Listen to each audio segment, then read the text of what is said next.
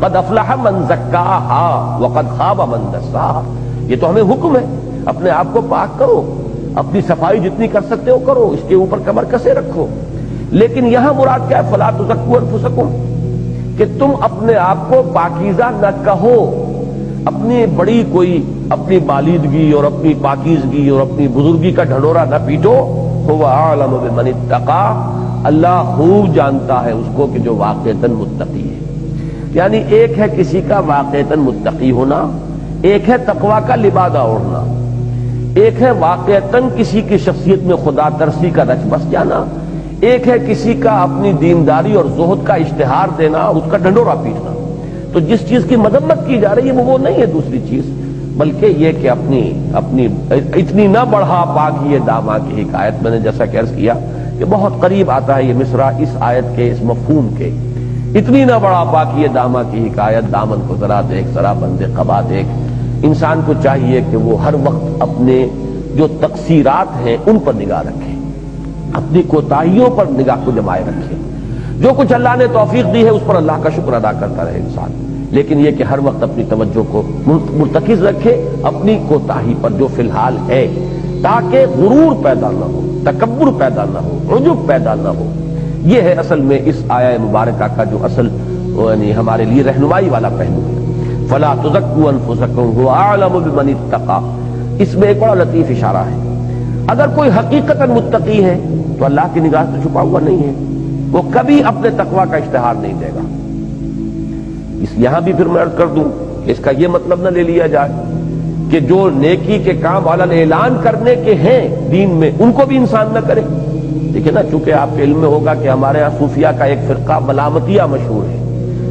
وہ ملامتیہ فرقہ کون سا ہوتا تھا کہ جو جان بوجھ کر گناہ کے کام کرتے تھے، گندگی میں ملوث ہوتے تھے تاکہ لوگ ہمیں متقی نہ سمجھیں. لوگ متقی سمجھیں گے تو ہمارے اندر غرور پیدا ہو جائے گا، ہم جو ہے ہمارے اندر نفس ہمارا موٹا ہوگا. تو برعکس کام کرو، برائی کے کام کرو تاکہ لوگ تمہیں ملامت کریں. تو یہ بہتر ہے اس سے کہ تم نیکی کے کام کرو اور لوگ تمہاری تعریف کریں. اس میں زیادہ خطرہ ہے، اس میں خطرہ کوئی نہیں ہے. نیکی اپنے اندر چھپا کر رکھو، رب جانتا ہی ہے، لیکن ظاہر کرو بدی کو. یہ دوسری انتہا ہے، یہ کوئی صحیح طرز عمل نہیں ہے. اسی کے آپ مظہر دیکھتے تھے، اب آپ داڑھی کیوں نہیں رکھتے؟ ارے کیا داڑھی رکھیں، ہمارا تو کردار ایسا ہے، داڑھی ہم داڑھی کو بدنام کریں. غلط بات ہے. پھر آپ نماز بھی مت پڑھیے کہ نماز کو بدنام کریں گے آپ. پھر آپ حج بھی نہ کیجیے کہ حج کو بدنام کریں گے آپ. اور واقعتاً بہت سے لوگ اسی نہج کے اوپر سوچتے ہیں کہ اب جب تک ہماری یہ صورت نہیں ہے، کردار ابھی اس معیار کا نہیں ہے، اس وقت اگر ہم یہ کریں گے تو خامخواہ جو ہے وہ لوگوں میں چرچا ہوگا گویا کہ ہم اپنی نیکی کا اشتہار دے رہے ہیں. اور یہ کہ چونکہ ہمارا کردار اور ہماری شخصیت تو اس کے ہم وزن نہیں ہے تو ہم خامخواہ بجائے یعنی لینے کے دینے پڑ جائیں گے کہ اس داڑھی کو بھی بدنام کر دیں گے. یہ بالکل غلط طرز ہے، یہ شیطان کی وسوسہ اندازی ہے. جو کام اعلانیہ کرنا دین میں بتایا گیا وہ اعلانیہ ہی کرنا ہوگا.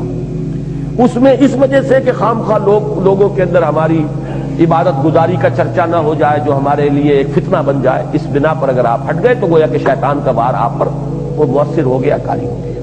نماز باجماعت فرض ہے اور وہ فرض علی الاعلان ہی آپ کے اوپر کی گئی ہے کہ باجماعت جا کر آپ نماز ادا کریں، سب کو معلوم ہو کہ آپ نے نماز پڑھی. زکوٰۃ کا ادا کرنا، زکوٰۃ مفروضہ علی الاعلان کیجئے اس لیے کہ وہ فرض ہے.